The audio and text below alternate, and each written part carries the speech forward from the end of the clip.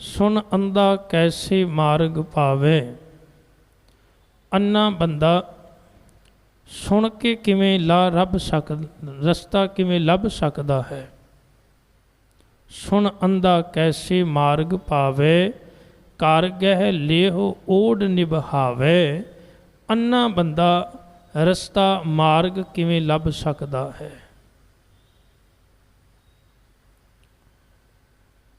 हुण संसार दे अंदर जे बाहर प्रकाश ना होवे ते की हुंदा है? हनेरा। बंदे दे अंदर ज्ञान ना होवे ते अंदर भी हनेरा है। बाहर प्रकाश ना होवे हनेरा हुंदा है ते अखां काम नहीं करदियां। इसे तरह बंदे दे जीवन विच ज्ञान दा चानण ना होवे हनेरा होवे ते बंदे दी सुरत काम नहीं करदी। बाहर प्रकाश की लोड़ सानू उदों महसूस होंदी है जदों असीं कोई काम करना होवे। तां असीं उदों प्रकाश करदे हां, चानण करदे हां। इसे तरह अध्यात्मक जीवन दे अंदर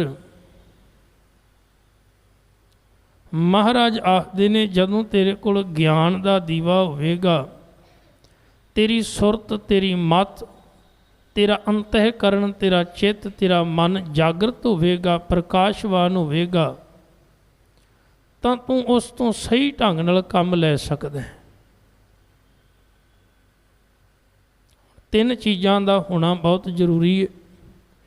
प्रकाश, नेत्रां दा होना जरूरी है, ते तीसरा प्रकाश दे राही अखां दे राही जिस वस्तु तक आपां पहुँचना है उनका होना भी जरूरी है।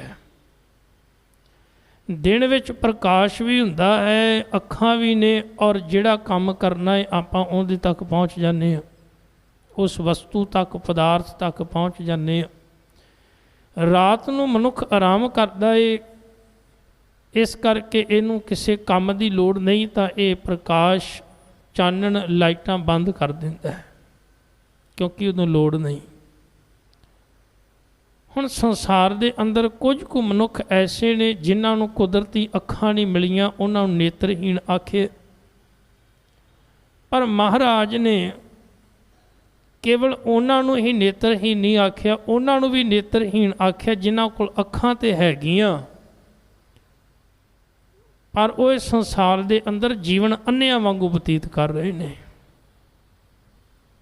जे तुसी संसार दी जिन्नी पॉपूलेशन, जिन्नी भी जनता है, अगर उन्हां सारियां नूं एक पासे खिलार के वेखो तो उनदे विचों कोई 1% वो भी शायद हो सकता है, मैं ज़्यादा बोलिया होवे या वध घट हो सकता है, भी इन्ने क मनुख नेत्रहीन हो सकते हैं संसार की पॉपूलेशन विचों, जिन्हां दियां अखां नहीं। पर महाराज आखदे ने, ये दावे नाल मैं कहना हाँ कि 100 विचों वो 99% अन्ने ने जिन्हां कोल अखां हैगियां, पर वो सच अजे तक नहीं वेख सके। महाराज ने उन्हां नूं भी नेत्रहीन आख्या। रब्बी बाणी दा आपां बचन पढ़ते हैं, अंधे ए ना आखियन जिन मुख लोयन नाहे, अंधे से ही नानका खसमो कुत्थे जाहे।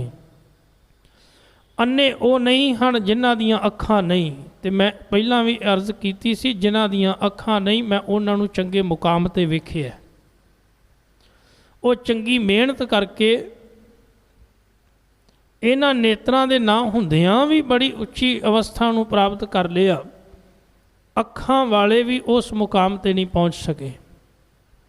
भगत सूरदास अखां नहीं हैगियां, पर गुरु ग्रंथ साहिब विच उन्हां दी बाणी है।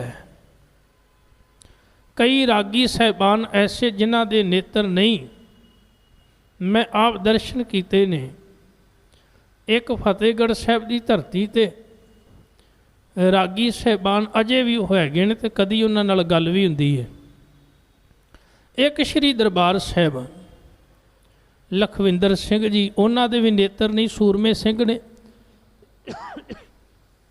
पर अज वो जिस मुकाम ते ने अखां वाले भी उन्हां नूं नमस्कारां करदे ने ते उन्हां दी संगत करनी लोचदे ने। महाराज ये गल समझाउणा चाहुंदे ने कि भलिया वो नेत्रहीन जिन्हां नूं ये कहना भी अखां नहीं, वो एक मुकाम हासिल कर चुके ने ते तेरे कोल अखां हुंदियां होइयां भी ते तू तां भी उस मुकाम ते नहीं पहुँच पाया। हुण अंधे मनुख की सब तो वड्डी मुश्किल पता की है कि अन्ना मनुख जदों तुरदा है तो उन्होंने टोह के तुरना पैंदा है या उन्होंने किसी सहारे की लोड़ है। अगर उन्होंने योग सहारा मिल जाए तो अन्ने की जिम्मेवारी उस वेले खत्म हो जाती, जिम्मेवारी बनती है जिन्हें उनका हाथ फड़े है। हाथ फड़न वाला फिर उन्होंने घर उनकी मंजिल तक छड्ड के आउंदा है। गुरु अर्जन साहब आखदे ने ये जीव भी अन्ने ने, हे अकाल पुरख तू किरपा कर इन्हां दी बांह फड़ लै, इन्हां नूं तू मंजिल ते छड्ड देवीं, क्यों इन्हां दी रोज़मर्रा दी जिंदगी जिहड़ी है हम अंधुले अंध बिखै बिख राते क्यों चालें गुर चाली, सतगुर दया करे सुखदाता हम लावें आपन पाली।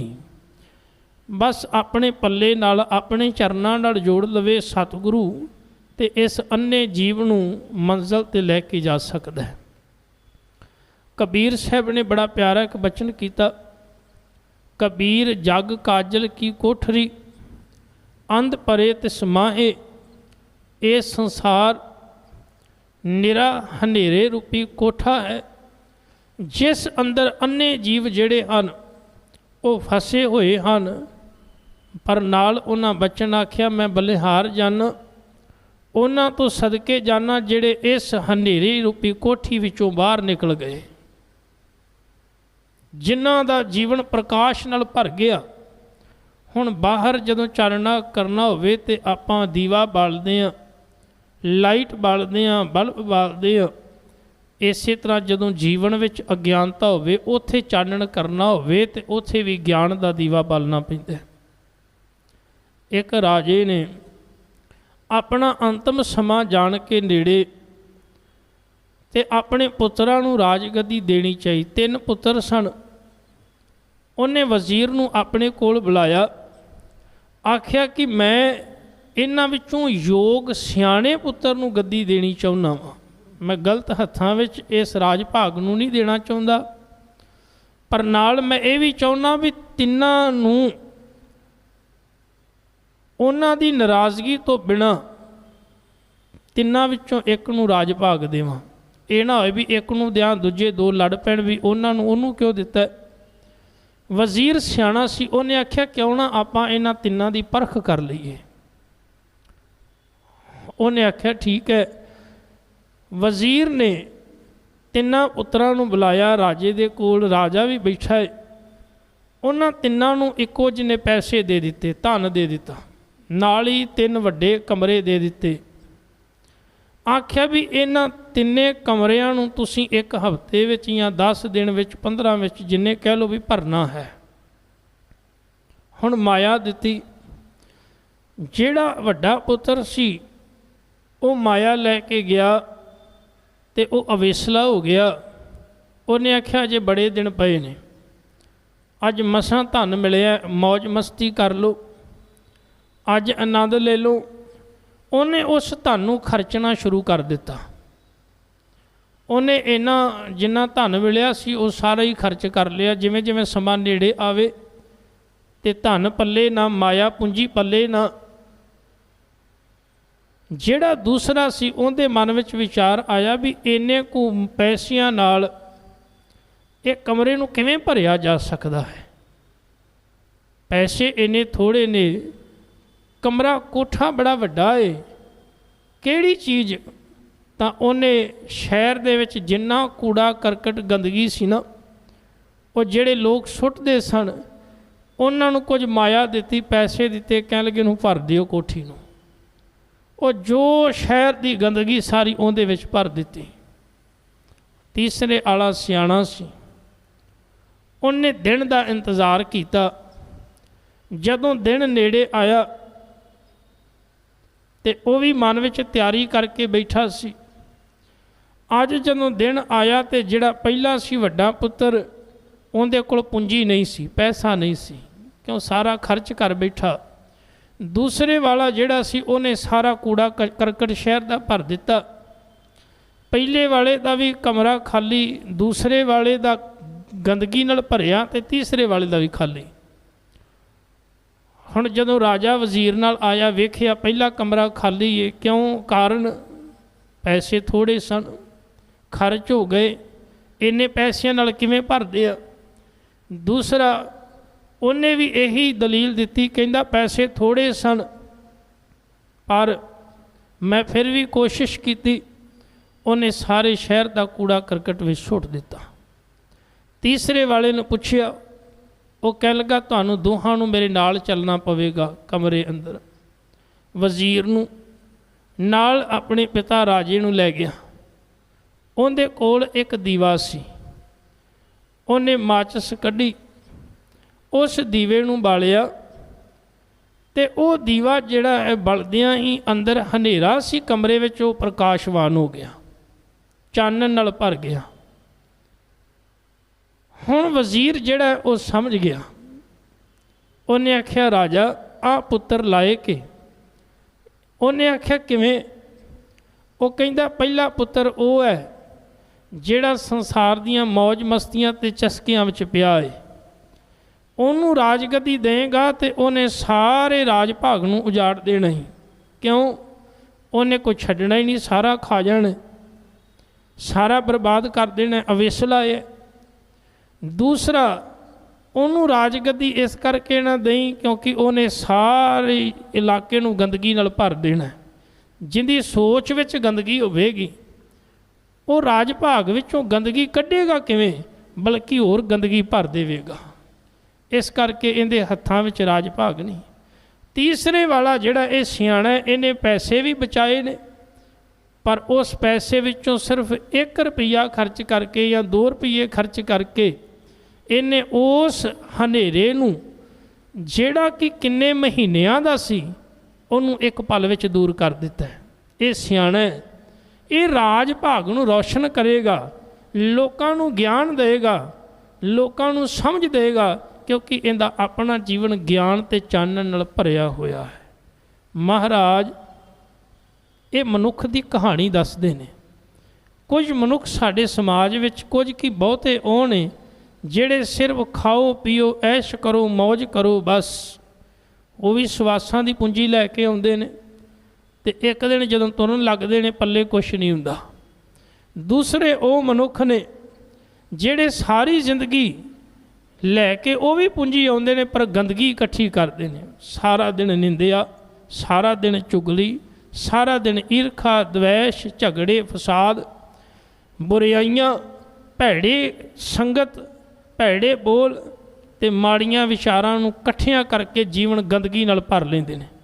ਐਸਾ ਮਨੁੱਖ ਜਿੱਥੇ ਬੈਠੇਗਾ ਉੱਥੇ ਗੰਦਗੀ ਫੈਲਾ ਦੇਵੇਗਾ, ਕਿਉਂਕਿ ਗੰਦਗੀ ਨਾਲ ਭਰਿਆ ਹੋਇਆ ਬੰਦਾ ਦੁਰਗੰਧੀ ਨਾਲ ਭਰ ਜਾਂਦਾ ਹੈ। ਪਰ ਤੀਸਰੇ ਪ੍ਰਕਾਰ ਦੇ ਉਹ ਬਹੁਤ ਥੋੜ੍ਹੇ ਮਨੁੱਖ ਨੇ ਜਿਹਨੂੰ ਕਬੀਰ ਸਾਹਿਬ ਆਖਦੇ ਨੇ ਬਲਿਹਾਰੀ ਤਿਨਕੋ ਪੈਸ ਜੋ ਨਿਕਸ ਜਾਹੇ। ਕਬੀਰ ਉਹਨਾਂ ਤੋਂ ਬਲਿਹਾਰ ਜਾਂਦਾ ਜਿਹੜੇ ਕੱਜਲ ਰੂਪੀ ਇਸ ਸੰਸਾਰ ਰੂਪੀ ਕੋਠੜੀ ਤੋਂ ਬਾਹਰ ਨਿਕਲ ਗਏ, ਜਿਨ੍ਹਾਂ ਨੇ ਗਿਆਨ ਦਾ ਦੀਵਾ ਜੀਵਨ ਵਿੱਚ ਬਾਲ ਲਿਆ, ਜੀਵਨ ਰੌਸ਼ਨ ਕਰ ਲਿਆ। ਮਹਾਰਾਜ ਕਹਿ ਰਹੇ ਨੇ ਸੁਣ ਅੰਧਾ ਕੈਸੇ ਮਾਰਗ ਭਾਵੈ। ਅੰਧਾ ਬੰਦਾ ਕਿਵੇਂ ਰਾਹ ਲੱਭ ਸਕਦਾ, ਪਰ ਹਾਂ ਜੇ ਗੁਰੂ ਬਾਂਹ ਫੜ ਲਵੇ ਤੇ ਤੋੜ ਮੰਜ਼ਿਲ ਤੱਕ ਛੱਡ ਦਿੰਦਾ ਹੈ। ਕਹਾਂ ਬੁਝਾਰਤ ਬੂਝੈ ਡੋਰਾ। ਬੋਲਾ ਬੰਦਾ ਕਿਵੇਂ ਸੈਣਤ ਇਸ਼ਾਰੇ ਨੂੰ ਬੁਝਾਰਤ ਨੂੰ ਸਮਝ ਸਕਦਾ। ਘਰਾਂ ਦੇ ਵਿੱਚ ਆਪਾਂ ਵੇਖਦੇ ਹਾਂ ਮਹਿਮਾਨ ਆਉਂਦੇ ਨੇ ਅਤੇ ਸਿਆਣੇ ਪੁਰਖ ਵੱਡੇ ਪੁਰਖ ਜਿਹੜੇ ਨੇ ਘਰ ਦੀ ਜਿਹੜੀ ਇਹ ਸੱਸ ਜਾਂ ਸਹੁਰਾ ਆਪਣੀ ਸਿਆਣੀ ਨੂੰਹ ਨੂੰ ਇਸ਼ਾਰਾ ਕਰਦੇ ਨੇ, ਸਿਰਫ ਸੈਣਤ ਮਾਰਦੇ ਨੇ, ਤੇ ਉਹ ਘਰ ਦੀ ਸਿਆਣੀ ਧੀ ਜਾਂ ਪੁੱਤਰ ਉਹ ਪ੍ਰਾਹੁਣਿਆਂ ਅੱਗੇ ਲਿਆ ਕੇ ਪਾਣੀ ਚਾਹ ਪ੍ਰਸ਼ਾਦ ਲਿਆ ਕੇ ਰੱਖ ਦਿੰਦੇ ਨੇ। ਸਿਰਫ ਇਸ਼ਾਰਾ ਕੀਤਾ, ਆਖਿਆ ਨਹੀਂ। ਤੇ ਉਹ ਘਰ ਦੀ ਸਿਆਣੀ ਸਮਝ ਜਾਂਦੀ ਏ ਕਿ ਮੈਨੂੰ ਇੰਨਾ ਆਖਿਆ ਵੀ ਮੈਂ ਜਲ ਪਾਣੀ ਲੈ ਕੇ ਆਉਣਾ। ਪਰ ਮਹਾਰਾਜ ਆਖਦੇ ਨੇ ਜਿਹੜਾ ਬੰਦਾ ਬੋਲਾ ਹੋਵੇ, ਡੋਰਾ ਹੋਵੇ, ਉਹਨੂੰ ਜੇ ਤੁਸੀਂ ਇਸ਼ਾਰਾ ਕਰੋਗੇ ਤੇ ਉਹਨੇ ਸਮਝਣਾ ਵੀ ਹੋ ਸਕਦਾ ਮੈਨੂੰ ਪਤਾ ਨਹੀਂ ਕੀ ਆਖਦੇ ਨੇ। ਮਹਾਰਾਜ ਆਖਦੇ ਨੇ ਬੋਲਾ ਬੰਦਾ ਜੇ ਉਹਨੂੰ ਤੁਸੀਂ ਸਮਝਾਓ, ਨਿਸ ਕਹੀਏ ਤੋ ਸਮਝੈ ਪੂਰਾ। ਉਹਨੂੰ ਰਾਤ ਆਖੋਗੇ ਉਹਨੇ ਸਵੇਰ ਸਮਝਣੀ ਹੈ, ਉਹਨੇ ਸੋਚਣਾ ਮੈਨੂੰ ਦਿਨ ਆਖਿਆ। ਸਾਹਿਬ ਆਖਦੇ ਨੇ ਇਹ ਸੰਸਾਰ ਵੀ ਮਾਇਆ ਦੇ ਵਿੱਚ ਅੰਨਾ ਤੇ ਬੋਲਾ ਹੋਇਆ ਪਿਆ। ਇਹਨੂੰ ਆਖੋ ਕੁਛ, ਕਰਦਾ ਏ ਕੁਛ। ਇਹਨੂੰ ਆਖਣਾ ਕੀ ਹੈ, ਇਹਨੇ ਸਮਝਣਾ ਕੀ ਹੈ। ਦੁਨੀਆ ਦੇ ਜਿੰਨੇ ਵੀ ਧਾਰਮਿਕ ਗ੍ਰੰਥ ਨੇ ਉਹ ਸਾਰੇ ਦੇ ਸਾਰੇ ਇਸ਼ਾਰਾ ਪੇ ਕਰਦੇ ਨੇ। ਜਿੰਨੇ ਵੀ ਧਾਰਮਿਕ ਗ੍ਰੰਥ ਉਹ ਸਾਰੇ ਇੱਕ ਬੁਝਾਰਤ, ਇੱਕ ਸੈਣਤ ਪੇ ਮਾਰਦੇ ਨੇ। ਤੇ ਮਨੁੱਖ ਨੇ ਉਸ ਇਸ਼ਾਰੇ ਨੂੰ ਸਮਝਣਾ ਸੀ ਤੇ ਉਹ ਰਾਹ 'ਤੇ ਤੁਰਨਾ ਸੀ। ਪਰ ਮਹਾਰਾਜ ਆਖੇ ਮਾਇਆ ਧਾਰੀ ਬੰਦਾ ਅੰਨਾ ਵੀ ਤੇ ਬੋਲਾ ਵੀ, ਇਹਨੂੰ ਕੀ ਸਮਝਾਇਆ ਜਾਵੇ। ਇਹਨੂੰ ਰਾਤ ਆਖੇ ਤੇ ਦਿਨ ਆਖਦਾ ਹੈ, ਜੇ ਦਿਨ ਆਖੀ ਤੇ ਰਾਤ ਸਮਝਦਾ ਹੈ। ਕਹਾਂ ਬਿਸ਼ਨ ਪਦ ਗਾਵੈ ਗੁੰਗ, ਯਤਨ ਕਰੈ ਤਉ ਪੀ ਸੁਰ ਭੰਗ। ਗੂੰਗਾ ਬੰਦਾ ਬਿਸ਼ਨ ਪਦੇ ਕਿਵੇਂ ਗਾ ਸਕਦਾ ਹੈ? ਜੇ ਯਤਨ ਕਰੇ ਤੇ ਉਹਦਾ ਸੁਰ ਭੰਗ ਹੋ ਜਾਂਦਾ ਹੈ, ਕੋਸ਼ਿਸ਼ ਵੀ ਕਰੇ। ਤੇ ਹੁਣ ਇੱਥੇ ਮਹਾਰਾਜ ਨੇ ਉਹਨਾਂ ਬੰਦਿਆਂ ਨੂੰ ਨਹੀਂ ਆਖਿਆ ਜਿਨ੍ਹਾਂ ਕੋਲ ਜ਼ੁਬਾਨ ਨਹੀਂ। ਮਹਾਰਾਜ ਨੇ ਉਹਨਾਂ ਨੂੰ ਆਖਿਆ ਜਿਨ੍ਹਾਂ ਕੋਲ ਜ਼ੁਬਾਨ ਹੈ ਪਰ ਸੱਚ ਬੋਲਣ ਲੱਗਿਆਂ ਗੂੰਗੇ ਬਣ ਜਾਂਦੇ ਨੇ। ਜਿੱਥੇ ਚੰਗੀ ਗੱਲ ਕਰਨੀ ਹੋਵੇ ਗੂੰਗੇ ਬਣ ਜਾਂਦੇ ਨੇ, ਜਿੱਥੇ ਧਰਮ ਦੀ ਗੱਲ ਕਰਨੀ ਹੋਵੇ ਗੂੰਗੇ ਬਣ ਜਾਂਦੇ ਨੇ। ਕਦੀ ਕਦੀ ਯਤਨ ਕਰਦੇ ਨੇ ਥੋੜ੍ਹਾ ਬਹੁਤ, ਪਰ ਗੱਲ ਨਹੀਂ ਬਣਦੀ। ਮਹਾਰਾਜ ਆਖਦੇ ਨੇ ਉਹ ਗੂੰਗੇ ਉਦੋਂ ਨਹੀਂ ਹੁੰਦੇ ਜਦੋਂ ਨਿੰਦਿਆ ਕਰਨੀ ਹੁੰਦੀ ਹੈ। ਗੂੰਗੇ ਉਦੋਂ ਨਹੀਂ ਹੁੰਦੇ ਜਦੋਂ ਚੁਗਲੀ ਕਰਨੀ ਹੁੰਦੀ ਹੈ। ਉਦੋਂ ਗੂੰਗੇ ਨਹੀਂ ਹੁੰਦੇ ਜਦੋਂ ਕਿਸੇ ਨੂੰ ਭੈੜੇ ਬੋਲ ਬੋਲਣੇ ਹੁੰਦੇ ਨੇ। ਉਹ ਉਦੋਂ ਗੂੰਗੇ ਨਹੀਂ ਹੁੰਦੇ ਜਦੋਂ ਕਿਸੇ ਨੂੰ ਮਾੜਾ ਬੋਲਣਾ ਹੁੰਦਾ ਹੈ। ਉਦੋਂ ਉਹ ਬੋਲੀ ਜਾਂਦੇ ਨੇ, ਪਰ ਸੱਚ ਬੋਲਣ ਲੱਗਿਆ, ਚੰਗਾ ਬੋਲਣ ਲੱਗਿਆ, ਚੰਗੀ ਵਿਚਾਰ ਕਰਨ ਲੱਗਿਆ ਉਸੇ ਵੇਲੇ ਮੂੰਹ ਨੂੰ ਤਾਲੇ ਲੱਗ ਜਾਂਦੇ ਨੇ। ਨਹੀਂ ਤੇ ਬੰਦਾ ਬੋਲਦਾ ਹੀ ਰਹਿੰਦਾ ਕਈ ਕਈ ਘੰਟੇ। ਮੈਂ ਵੇਖਿਆ ਬੋਲੀ ਜਾਂਦਾ ਬਿਨਾਂ ਰੁਕੇ, ਪਰ ਜਿੱਥੇ ਕੰਮ ਦੀ ਗੱਲ ਬੋਲਣੀ ਹੋਵੇ ਉੱਥੇ ਗੂੰਗਾ ਹੋ ਜਾਂਦਾ ਹੈ। ਮਹਾਰਾਜ ਵੇਖੋ ਸਮਝਾ ਰਹੇ ਨੇ, ਭਲਿਆ ਗੂੰਗਾ ਬੰਦਾ ਉਹਦੇ ਤੋਂ ਇਹ ਆਸ ਨਾ ਰੱਖੀ ਜਿਹੜਾ ਬੰਦਾ ਸਾਰੀ ਜ਼ਿੰਦਗੀ ਮਾੜਾ ਬੋਲਦਾ ਰਿਹਾ ਉਹ ਚੰਗਾ ਬੋਲੇਗਾ, ਨਹੀਂ ਬੋਲ ਸਕਦਾ। ਉਹਦਾ ਯਤਨ ਵੀ ਵਿਅਰਥ ਚਲਾ ਜਾਂਦਾ ਹੈ। ਕਹਿ ਪਿੰਗੁਲ ਪਰਬਤ ਪਰ ਭਵਨ, ਨਹੀਂ ਹੋਤ ਊਹਾਂ ਉਸ ਗਵਨ। ਪਿੰਗਲਾ ਲੂਲਾ ਬੰਦਾ ਪਹਾੜਾਂ ਨੂੰ ਪਾਰ ਨਹੀਂ ਕਰ ਸਕਦਾ। ਉਹ ਕਿਵੇਂ ਪਹਾੜੀ ਚੋਟੀ 'ਤੇ ਚੜ੍ਹ ਜਾਵੇਗਾ।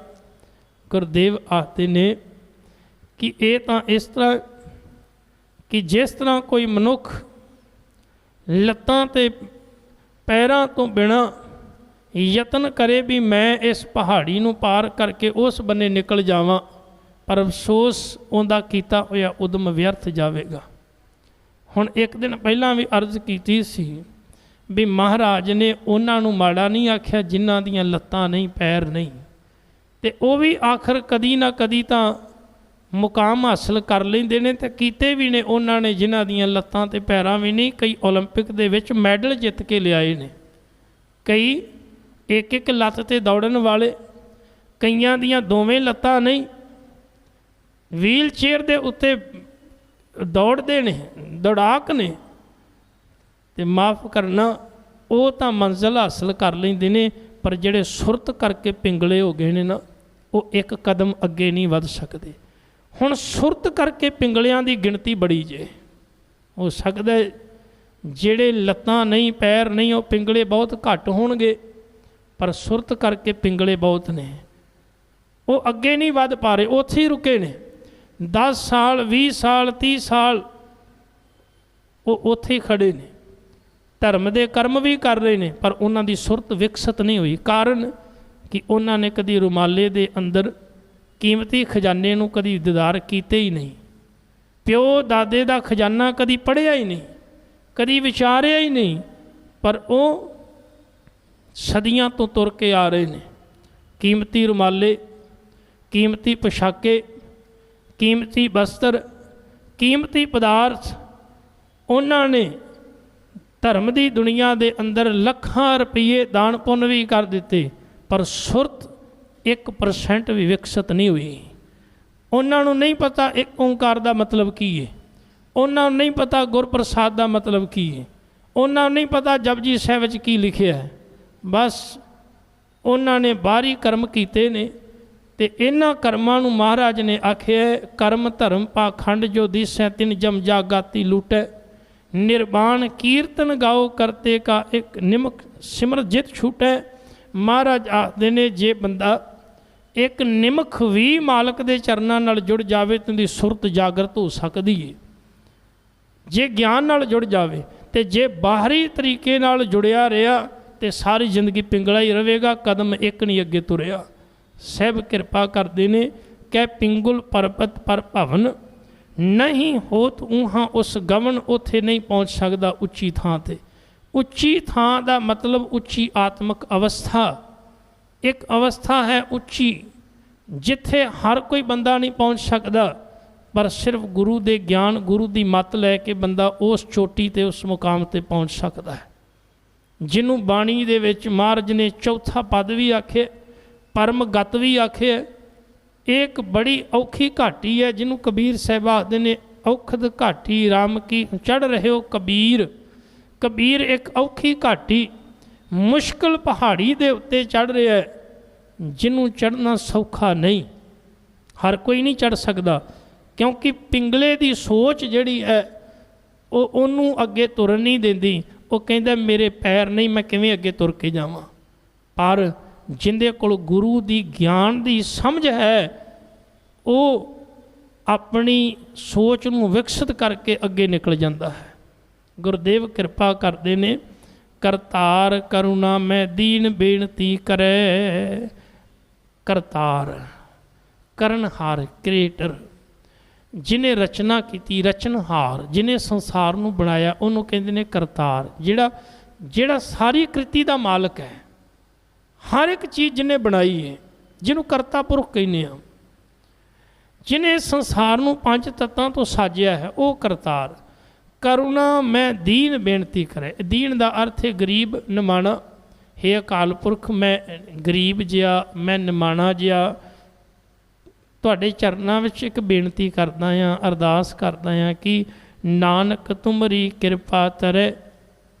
आ जिहड़े जीव ज्ञान तो बिना अन्ने ने, या जिहड़े जीव ज्ञान तो बिना समझ तो बिना बोले ने ते गूंगे ने ते पिंगले ने, इन्हां दा कसूर कोई नहीं, इन्हां दे कीते हुए कर्मां दे कारण इन्हां दी ये हालत है। इन्हां ते तरस खा, इन्हां ते दया कर, इन्हां ते मेहर कर, तां जो तेरी कृपा दे नाल ये तर जाण। ये शब्द बड़ा प्यारा आपां पढ़दे आ।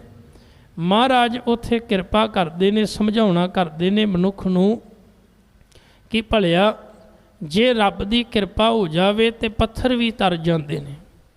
हुण इत्थे पत्थर की भी महाराज ने बड़ी डूंगी गल समझाई है। गुरदेव पातशाह जी जदों ये आखदे ने ना भी पत्थर मुग्ध मूर्ख आदਿਕ शब्द जदों वरतदे ने तो उत्थे सानू समझना पवेगा पत्थर किनू आखिया है या मुग्ध मूर्ख पशु किनू आखिया है। उत्थे बाहर वाले पशुओं की गल नहीं, बाहर वाले पत्थरां की गल नहीं। हो सकता कोई बाहर पत्थर वगाइए तो डुब जावे, हो सकता कोई बाहरी जीव पशु पंछी पानी में तर जावे तो तरदे भी ने। पर माफ़ करना, जे किते पत्थर रूपी सुरत, जे किते पशु रूपी बिरती बंदे दे अंदर ये बंदा ना तर सकता है तो ना कदी तरिया है।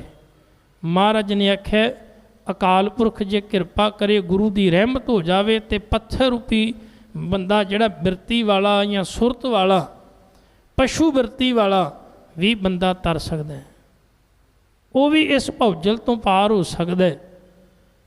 ਤਾਂ ਮੇਰੇ ਸਤਿਗੁਰ ਪਾਤਸ਼ਾਹ ਜੀ ਨੇ ਇੱਥੇ ਵੀ ਅਰਦਾਸ ਕੀਤੀ ਹੈ, ਸਾਹਿਬ ਕਿਰਪਾ ਕਰਨ, ਬਖਸ਼ਿਸ਼ ਕਰਨ, ਆਪਾਂ ਗੁਰੂ ਦਾ ਗਿਆਨ ਲੈ ਕੇ ਜੀਵਨ ਨੂੰ ਚਾਨਣ ਨਾਲ ਭਰੀਏ।